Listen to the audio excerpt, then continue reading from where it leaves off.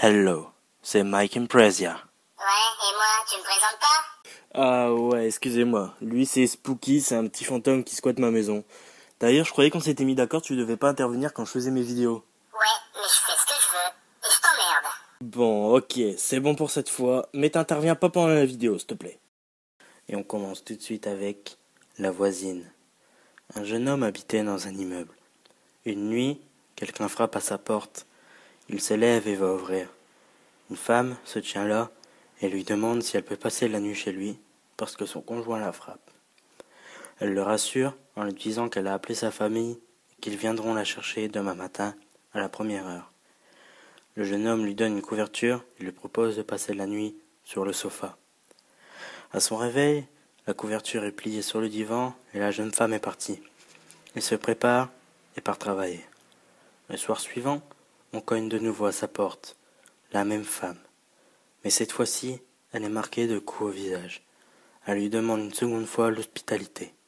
Ne pouvant qu'accepter, il lui propose de dormir au même endroit que la veille. Le matin, elle n'est plus là. Le même manège se reproduit tout au long de la semaine. Inquiet, le jeune homme se rend au poste de police pour expliquer la situation. L'agent lui montre une photo sur laquelle il reconnaît la femme. La police lui apprend que cette femme a été battue à mort dans son immeuble par son conjoint. Et on enchaîne tout de suite avec l'amnésique. Lydie est une femme d'une vingtaine d'années et célibataire depuis 3 ans. En effet, son ex-fiancé a été retrouvé dans la cave, égorgé et sauvagement mutilé.